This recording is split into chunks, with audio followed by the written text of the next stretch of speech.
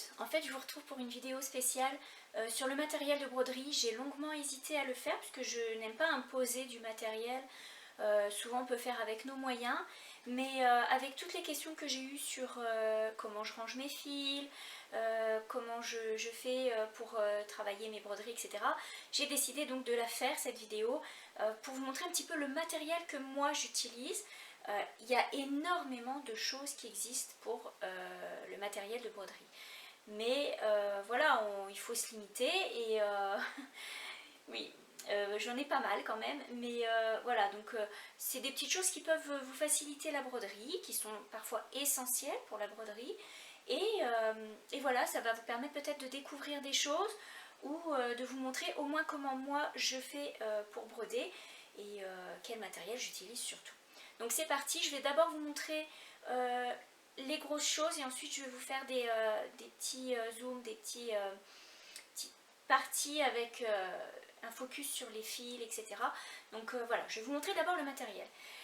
En broderie, ce qui est pratique, c'est d'utiliser des cercles à broder ou des tambours, peu importe comment vous l'appelez. Et il en existe vraiment beaucoup, de toutes les tailles. Donc je vous montre un petit peu. Habituellement, on part avec des petits tambours à broder comme ceci. Voilà. On a différentes tailles. On a des plus petits, on a des vraiment très grands. On a des formes vraiment très sympathiques. On a des ovales, on a des carrés, on a des tout minuscules qu'on peut faire en collier, etc. Donc on part déjà souvent avec ces cercles qui sont très pratiques. Donc quand c'est des toiles de couleur, c'est bien de les prendre comme ça. Mais quand vous avez des toiles plus claires, pour éviter de salir votre toile et le frottement, c'est bien de mettre un ruban tout autour de vos tambours, à moins de ne plus les enlever. Donc, comme celui-ci, vous voyez, il y a un ruban tout autour qui permet de garder la toile propre. Donc, on part déjà avec ça. Moi j'ai collé des biais de Liberty tout autour pour faire joli, et quand je vais broder une toile, je vais la garder dans le tambour, et pour l'accrocher ce sera vraiment beaucoup plus sympa d'avoir un tour avec du tissu. Donc ça c'est les tambours de base. Vous avez ensuite le tambour qui est hyper pratique, le cercle à broder de table. Vous le réglez, vous pouvez le régler, vous l'accrochez à un support, à une table, et vous pouvez donc le serrer et vous pouvez donc broder facilement à votre hauteur. Vous pouvez régler la hauteur et vous pouvez broder en ayant les mains libres, ce qui est très très pratique quand vous voulez faire certaines techniques, par exemple le nœud français ou des points où ça prend vos deux mains pour tenir l'aiguille et le fil. Et donc ça c'est vraiment l'outil idéal. Vous en avez où vous pouvez les mettre en dessous de vos cuisses quand vous êtes assis. Vous avez le tambour de chaise, vous pouvez les mettre voilà, sous vos cuisses et ça les supposément maintient bien en place. Je n'ai pas ce matériel, donc je ne peux pas vous dire si c'est bien ou pas, mais en tous les cas sachez que ça existe. Donc ce tambour de table est vraiment super pratique, il y a différentes tailles. Je ne saurais pas vous dire, j'ai pas de règle. Ah si, attendez, je vais vous dire à peu près. Le mien fait 22 cm de diamètre, donc entre 20 et 24 cm de diamètre, c'est vraiment idéal. Vous pouvez après changer votre broderie de place. Voilà, ça c'est le tambour de table, super pratique. Et enfin, il y a un gros matériel que j'utilise, alors je vais le chercher, c'est un métier à broder. Voilà. Donc celui-ci est vraiment grand, mais c'est pas le plus grand, il y en a des plus petits et il y en a des plus grands encore et des plus hauts. Mais voilà à quoi ça ressemble. Donc vous avez le métier à broder qui est sur pied, vous pouvez le grandir, voilà. Vous pouvez l'aplatir aussi pour l'avoir un peu plus couché, c'est pratique pour le ranger. Et en fait, vous pouvez aussi régler la hauteur de votre toile. Par exemple, moi ici, j'ai choisi de mettre une toile, la toile assez fine, puisque je passe mes mains en dessous pour broder, pour passer mes fils. Mais vous pouvez très bien l'avoir à grandeur du bras ici. Hein. Vous pouvez l'avoir vraiment beaucoup plus large. Donc ça c'est ma broderie qui est en cours. Et ce qui est pratique, c'est que vous pouvez faire des grandes toiles. Donc par exemple, moi ici c'est une toile qui va aller dans un grand cadre. Et au lieu d'avoir le petit tambour que je déplace à chaque fois, mais en fait ce métier à tisser permet d'enrouler votre toile, ça la tend bien et donc c'est pratique pour pouvoir broder sur toute la ligne. Le seul petit truc que je lui reproche, c'est que quand vous êtes au tout début de la toile, vous voyez, moi j'ai mis du washi tape pour pas que ça colle sur ma toile mais que ça tienne suffisamment bien, c'est que vous n'avez pas assez de tissu pour coincer votre rouleau et pas encore assez enroulé pour maintenir la toile assez bien. Donc c'est le seul petit truc que je lui reproche, sinon franchement c'est vraiment l'idéal. Alors, où j'ai eu mon matériel, principalement chez Univers Broderie. C'est là où j'aime bien me fournir parce que tout simplement ils ont beaucoup de matériel qui est abordable, c'est des envois rapides et donc j'aime beaucoup cette boutique. Mais vous pouvez en trouver ailleurs, vous pouvez aller sur Amazon, vous pouvez aller sur d'autres boutiques réservées à la broderie ou à d'autres choses et vous pourrez trouver facilement du matériel comme ça. Donc là, les tambours, matériel de départ, je dirais quand même essentiel pour bien tendre votre broderie et éviter d'avoir des fous. Alors concernant le matériel pratique de broderie, en gros matériel, et ce qui va pas vous coûter le plus cher, mais ce qui va vous demander un petit investissement, ce n'est pas obligatoire, mais c'est super pratique. C'est une table lumineuse ou une tablette lumineuse. Alors je vous montre, moi j'ai celle-ci, donc la Pure Light, qui est en vente chez Rascol. En fait, moi je l'ai trouvée chez Rascol. Vous avez différentes dimensions. Celle-ci est une A4. C'est largement suffisant pour une feuille. Donc, habituellement, moi mes broderies tiennent sur une feuille d'imprimante. Donc c'est largement suffisant pour décalquer ce genre de broderie. Si vous faites effectivement des immenses broderies, peut-être que la tablette maxi va peut-être être plus pratique pour vous. Donc je vous montre ce que ça donne. Alors ça vient avec une prise USB que vous pouvez brancher sur votre prise de courant classique. Voilà, on vous fournit un adaptateur. Et voilà la tablette lumineuse. C'est tout fin. C'est très pratique. Vous posez ça, alors vous avez les mesures sur le bord et vous posez ça sur votre table et vous avez différents niveaux de lumière. Donc dépendamment de la toile que vous allez utiliser, de ce que vous allez faire avec votre tablette, voilà, vous avez différents niveaux de lumière. C'est bien lisse, ce qui vous permet de bien poser vos feuilles et votre broderie en fait, pour la décalquer. C'est super pratique. Je sais qu'ils en vendaient chez Action. Personnellement, je ne l'ai jamais vu, mais je connais 2 personnes qui me l'ont mentionné. Donc si vous allez chez Action, elle peut être aussi très bien. Ça peut faire l'affaire pour décalquer vos broderies. Après, la puissance est différente d'une marque à l'autre, hein, donc sachez-le. Voilà, celle-ci j'en suis assez contente. Et puis voilà, je vous mettrai les liens des sites vers lesquels je vais chercher mon matériel de broderie si ça vous intéresse, mais il n'y a rien qui est fixé, quoi. Je veux dire, vous êtes tout à fait libre d'aller où vous voulez, hein. Voilà, donc ça c'est pour le gros matériel de broderie. Maintenant on va passer plutôt au matériel en soie, enfin, ce qu'on a besoin pour broder, et on va parler des toiles de coton. Avant de parler des toiles sur lesquelles vous allez broder, je vais vous parler de films stabilisateurs ou de papier à broder, puisque ça va être très pratique quand vous allez vouloir décalquer un dessin de broderie et le reporter sur quelque chose de sombre par exemple, ou quelque chose de plus fragile où vous ne pouvez pas dessiner votre broderie directement. Eh bien il existe deux films à ma connaissance, 2 films que j'utilise en tous les cas pour broder. Premièrement, mon chouchou, c'est le Avalon. Alors c'est un film comme celui-ci, donc je vous amène ça un peu plus près. C'est le Avalon, qui est un film, une petite pellicule transparente que vous allez pouvoir couper, hop, comme ceci. Vous allez pouvoir décalquer votre dessin directement dessus, même au crayon friction, c'est très pratique et ça reste bien. Et ensuite, vous allez poser sur votre toile à broder votre film stabilisateur. Vous allez broder à travers ce film.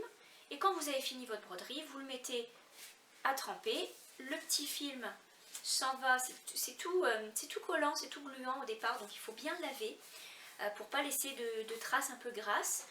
Et ça part au lavage, c'est-à-dire ça part quand vous le mettez bien à tremper. Donc ça c'est super pratique, c'est mon petit chouchou, je le trouve très bien puisqu'il est transparent, donc vraiment c'est pratique, ça vous permet de voir votre toile aussi. Ensuite il existe un autre film, plutôt une petite toile de la marque Viseline qui est elle pas tout à fait transparente, hein, vous voyez un petit peu à travers, mais elle est plutôt comme du coton. Vous allez pouvoir dessiner également, bien sûr décalquer à travers et dessiner sur cette toile votre broderie. Et ensuite vous venez la poser de la même manière que pour le Avalon, vous venez la déposer sur votre toile, vous brodez à travers et quand vous avez fini, vous mettez à tremper et ça part très très bien, ça fait aussi un petit aspect savon. Donc voilà, vous êtes tranquille avec ça, vous allez pouvoir décalquer sans souci. Maintenant, on va aborder les toiles tout simplement. Pour les toiles à broder, dans le fond, vous pouvez broder sur ce que vous voulez. Vous pouvez broder sur du tissu déjà imprimé, comme j'avais fait moi pour mon petit rouge-gorge, ou vous pouvez broder sur des toiles de coton ou de lin unies ou avec des motifs. Alors, je vous montre un petit peu moi ce que j'ai. Ces toiles de coton à broder ou de lin à broder, vous allez voir, on en accumule très très vite, mais on ne jette jamais les morceaux puisque ça peut toujours servir pour faire un petit marque-page ou une petite maison de lavande, ou voilà, il y a toujours quelque chose à faire. Donc je vous montre, il existe plusieurs qualités. Les qualités de toile sont classées par le nombre de fils. Plus votre nombre de fils est grand, plus votre toile est serrée. Et plus votre nombre de fils est petit, plus votre toile est épaisse et large, donc vous n'allez pas broder de la même manière. Je vous montre un petit peu ce que ça donne. Donc il existe ma préférée, sur laquelle j'aime beaucoup broder, c'est la toile de la marque Zegart de lin Normandie, puisque c'est du 18 fils. Et le 18 fils, il est vraiment génial, par exemple, si vous voulez faire, alors je vais vous montrer ça de près. Vous voyez le tissage de la toile, qui est tout fin. Et c'est vraiment très pratique si vous voulez faire des broderies toutes fines. Si vous voulez faire des broderies, par exemple peinture à l'aiguille, ou des choses vraiment très très fines avec un seul brin, c'est quand même l'étoile idéale en 24 ou en 18 fils. Vous avez également, alors je vais vous montrer un petit peu toutes ces qualités, vous avez de la toile avec des motifs, comme ceci, avec des petits pois. Vous en avez, ça fait un petit peu couleur ciel. Voilà, je vais vous montrer un petit peu la trame de près. Celle-ci est assez fine également pour broder des choses assez serrées. Vous avez la toile à broder, alors ça c'est du coton de chez DMC, du coton à broder. Tout simplement, c'est une toile, alors je vous montre ça aussi de près, comme ça vous permet de voir la trame un petit peu du tissu. C'est tout fin, on dirait du drap tout fin, on dirait même du mouchoir. Voilà, ça c'est des toiles que vous avez différentes couleurs. Moi je vous invite à aller voir sur le site d'Univers Broderie qui a pas mal de choix en lin ou en coton à broder, même en toile Aïda pour le point de croix, donc vous avez différentes qualités. Ensuite vous avez par exemple, moi ce que j'ai ici c'est de la toile donc Zegart en lin Belfast en 12,6 fils. Alors, le 12 fils c'est quand même beaucoup plus large, on dirait plus d'une toile de jute. Vous voyez, vous avez le label ici. Alors est-ce qu'il focus? Je ne suis pas sûre. Mais en tous les cas, vous voyez le grain de la toile qui est assez épais. On dirait vraiment, il est beaucoup plus raide.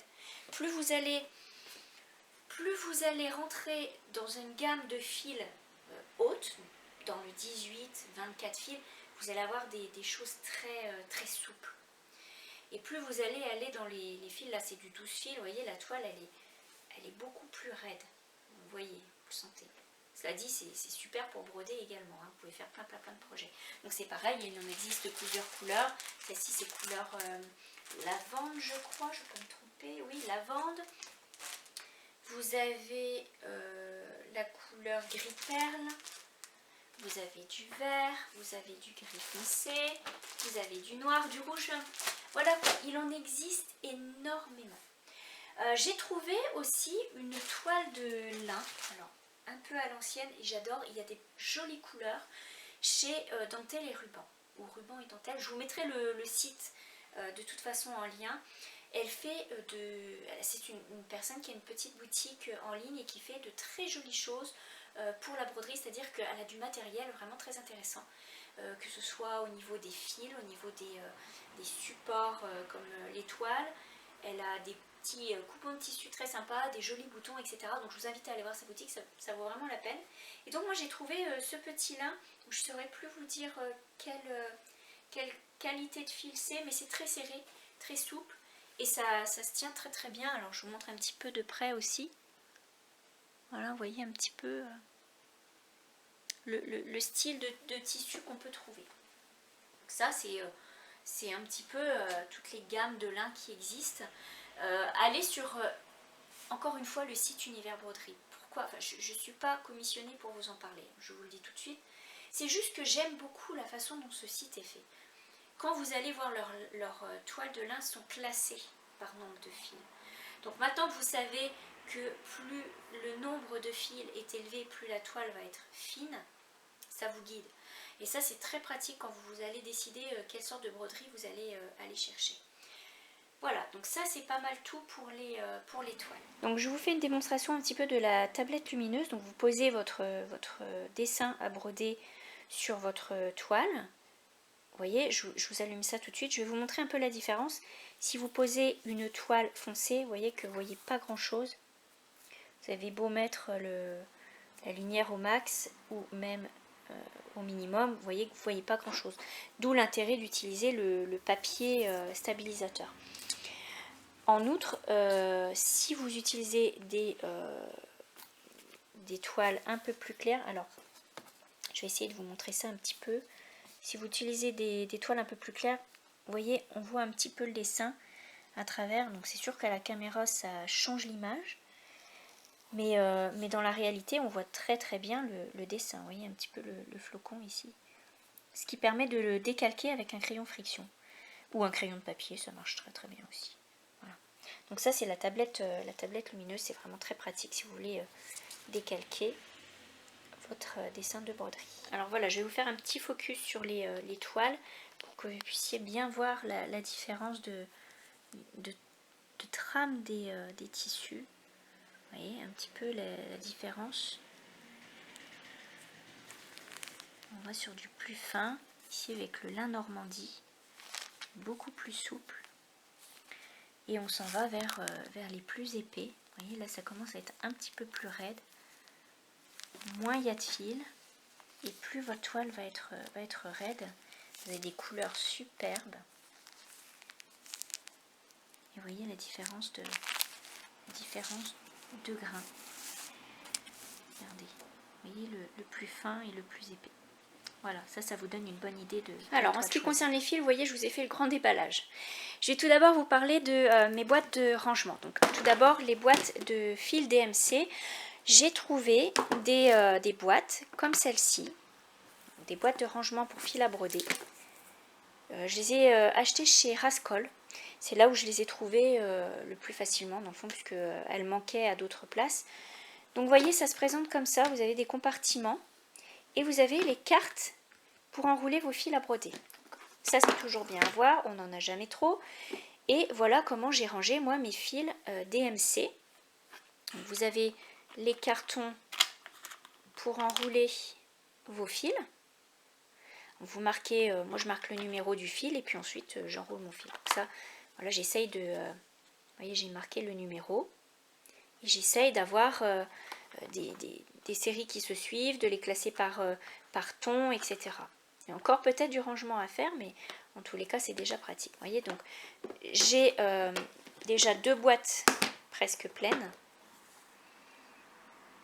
Et ce qui est pratique aussi, c'est que vous avez le petit compartiment ici. Donc quand vous avez des restes de fils ou des fils que vous n'avez pas encore bobinés, c'est pratique aussi de pouvoir les ranger ici. Ou mettre vos ciseaux, vos aiguilles, etc. Donc ça, c'est mes boîtes de rangement principales.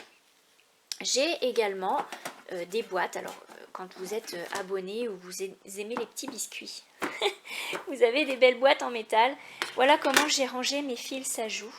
Donc vous voyez, donc je vous ai présenté les DMC, mais j'aime aussi beaucoup le fil de la maison Sajou, qui est aussi un fil de coton vraiment très sympa. C'est du fil retors du Nord, et qui est pas mal pour la broderie et le point de croix. Voilà. Donc moi je les range ici, dans cette boîte en métal. Ils sont bien protégés à l'abri de la lumière, comme ça les couleurs ne prennent pas de coups de chaleur ni de dégradation à cause de la lune. Donc voilà, ils sont bien rangés, bien à l'abri de la poussière. Ça c'est mes fils Sajou. Voilà. Et pour ce qui est des fils fantaisie, alors les fils fantaisie, je les mets dans des petits pochons en organza, donc les petits pochons cadeaux qu'on a souvent. Donc vous voyez les petits fils un peu fantaisie. Vous avez les fils Asoso qui sont ici, des fils teints à la main, donc hop, pareil, des petits fils fantaisie.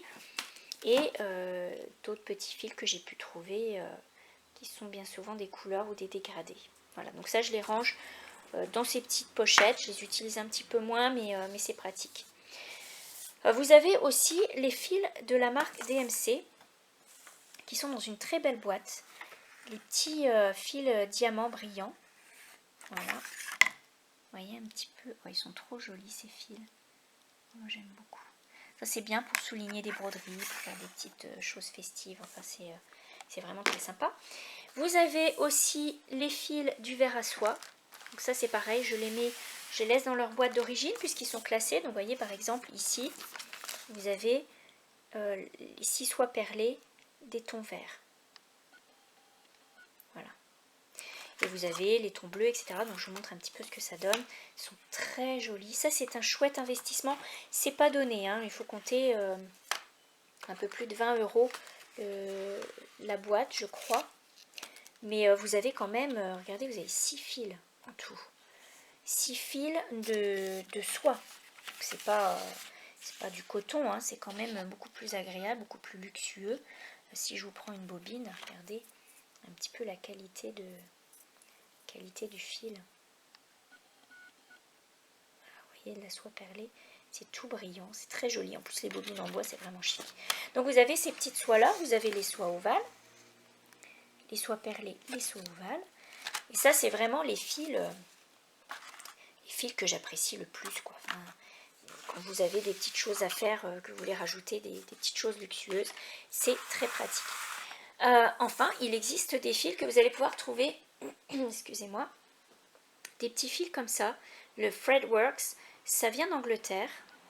Je vous fais hop, un petit focus. Vous voyez, on trouve des petits fils fantaisie comme ça qui sont très sympas.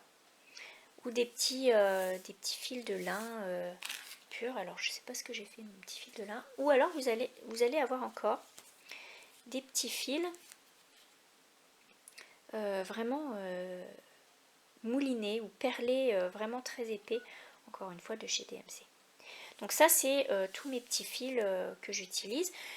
Pour les ranger, donc vous voyez j'ai les boîtes, mais j'utilise aussi ces petits cartons. Donc ces petits cartons qu'on trouve chez Maison Sajou, qui sont vraiment très jolis, très pratiques.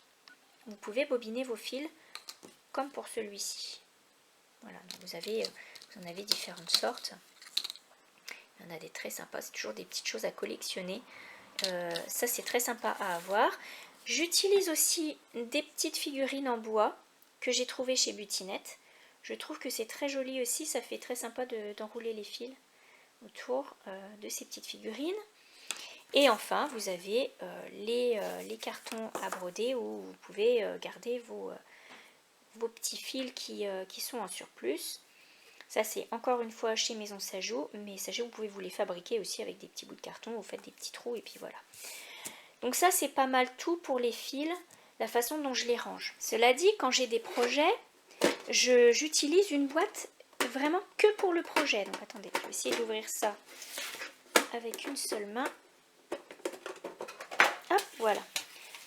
Ça, c'est les fils que j'ai mis de côté pour le projet de la broderie de l'automne.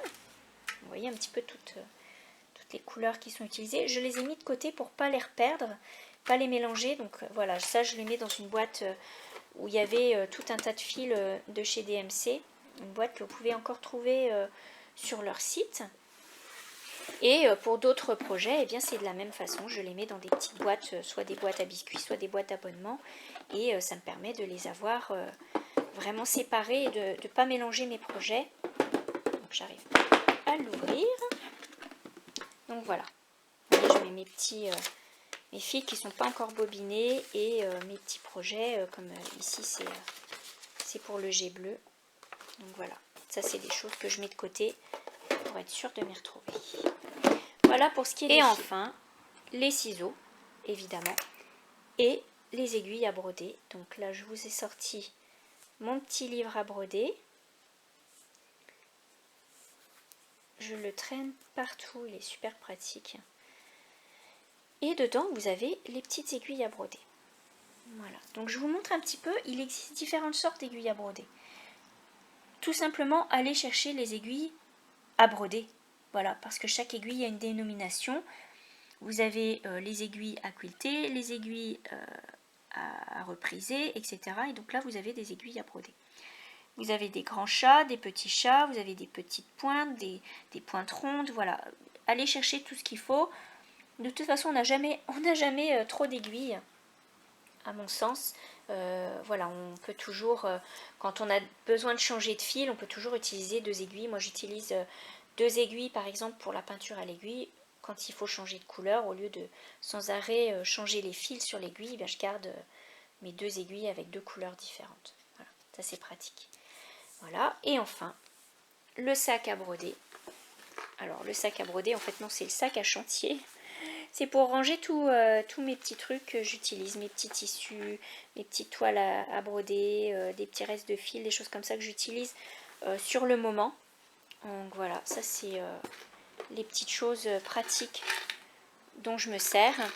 Et ça fait le tour du matériel. Dans le fond, voilà, ça prend quand même pas grand chose, mais quand même une petite base. Et enfin, le petit gadget qui est vraiment trop beau, c'est le Needle Minder. C'est un sauvegarde d'aiguilles. Je ne connais pas le terme en français, mais en tous les cas, ça vous garde vos aiguilles. Donc c'est aimanté. Vous en avez différentes sortes. Vous avez des sortes de pins ou voilà, des broches. Ou voilà, celui-ci, en fait, hop, si je vous montre, vous voyez, il est accroché par un aimant à l'arrière qui est en forme de bouton. Et hop, ici, vous avez votre aiguille, c'est aimanté, et voilà, votre aiguille tient toute seule. C'est hyper pratique, moi qui paume tout le temps mes aiguilles, ou qui dois aller les rechercher dans le livre à aiguilles, quand vous êtes sur un projet, le temps de changer de fil, je perds mes aiguilles. Donc là, c'est super pratique, et en plus, on a des super jolies, donc c'est peut-être une jolie collection à commencer. Voilà, alors j'espère que cette vidéo vous aura plu, qu'au moins ça vous sera pratique pour trouver votre matériel, peut-être avoir une trousse de départ en broderie ou peut-être compléter votre matériel. En tous les cas, comme je le dis en début de vidéo, rien n'est fixé, c'est-à-dire que voilà, le matériel, il en existe énormément, donc on peut toujours se fournir. Il y a de nouvelles choses qui sortent, donc pourquoi pas. En attendant, voilà moi ce que j'utilise et je suis contente d'avoir pu vous montrer si ça vous donne des idées. Prenez bien soin de vous et puis on se retrouve pour d'autres vidéos.